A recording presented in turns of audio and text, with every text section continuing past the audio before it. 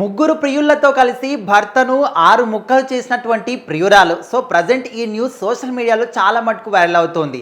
ఈ మధ్య కాలంలో ఇలాంటి న్యూస్లు ఎక్కువగా వింటూ ఉన్నాం. ప్రియురాలు కోసం భర్తను చంపేయడం, లేకపోతే ప్రియుడి కోసం అంటే ఈ విధంగా వాళ్ళు ప్రేమించిన వాళ్ళ కోసం కట్టుకున్న వాళ్ళని, కన్న పిల్లల్ని కూడా చంపేస్తూ ఉన్నారు. ఇలాంటి న్యూస్లు రీసెంట్గా హైదరాబాద్లో కూడా విన్నాం. ఎట్లా అంటే తన ప్రియురాలి కోసం భార్యను కూడా చంపేసి ముక్కలు ముక్కలుగా కట్ చేసి కుక్కర్లో ఉడికించి మరి ఎండబెట్టి పౌడర్ చేసి చెరువులో కూడా కలిపేశారు. సో ఇలాంటివి కూడా విన్నాం. అదేవిధంగా తన భర్తని వదిలేసి ప్రియుడి కోసం కన్న బిడ్డల్ని ఇద్దరిని కూడా విషం పెట్టి చంపేసిన న్యూస్ కూడా విన్నాం.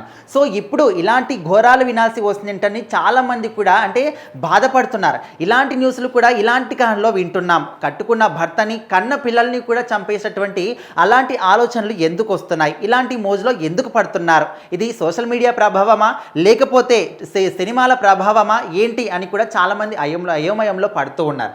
అయితే ఇప్పుడు ఈ న్యూస్ ఎక్కడ జరిగిందంటే ఉత్తరప్రదేశ్లో జరిగింది. అయితే దేవేందర్ రామ్ అదేవిధంగా మాయా ఇద్దరు కూడా పెళ్లి చేసుకున్నారు. ఇద్దరు కూడా ముగ్గురు పిల్లలు ఉన్నారు. ఇద్దరు అమ్మాయిలు, ఒక కుమారుడు. అయితే పెద్ద అమ్మాయికి పెళ్ళైపోయింది, పూణేలో ఉంటుంది. చిన్న అమ్మాయి ఇప్పుడు పోటీ పరీక్షలకు సిద్ధమవుతుంది.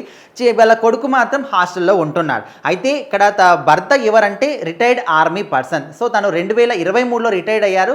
అయితే ఇక్కడ తన భర్త లేనటువంటి సమయంలో ఇక్కడ ఈ యువతి ఏం చేసిందంటే ఇంకా తన చుట్టుపక్కల ఉన్నటువంటి ముగ్గురుతోని తన రిలేషన్షిప్ మెయింటైన్ చేస్తూ ఉంది. తన భర్త లేనప్పుడు వీళ్ళ ముగ్గురితో కలిసి ఏకాంతంగా ఎంజాయ్ చేయొచ్చు అనే విధంగా తను ఒక ప్లాన్ అయితే వేసుకుంది.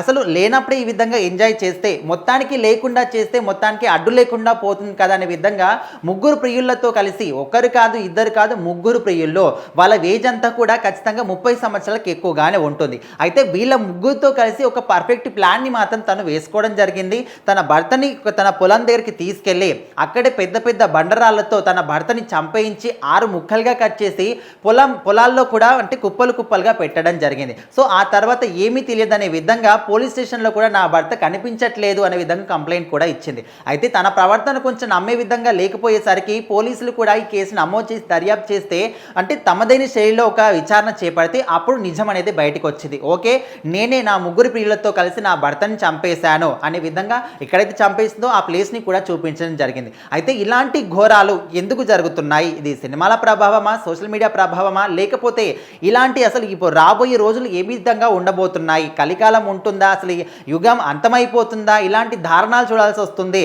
అంటే ప్రియురాళ్ళ కోసం కన్న బిడ్డల్ని కట్టుకున్న వాళ్ళని చంపేసేటువంటి ఒక దుస్థితి ఎందుకు వస్తుందని చాలా మంది కూడా ఇలాంటివి చూసినప్పుడు బాధపడుతూ ఉన్నారు. సో మరి ఇలాంటివి కాకుండా ఉండాలి అంటే ఏం చేయాలి అనే విధంగా చాలా మంది కూడా అంటే దీనికి సొల్యూషన్ మాత్రం లేదు. ఖచ్చితంగా ఎవరికి వాళ్ళు ఆలోచించుకొని వాళ్ళ మనసునే మార్చుకోవాల్సి ఉంటుంది.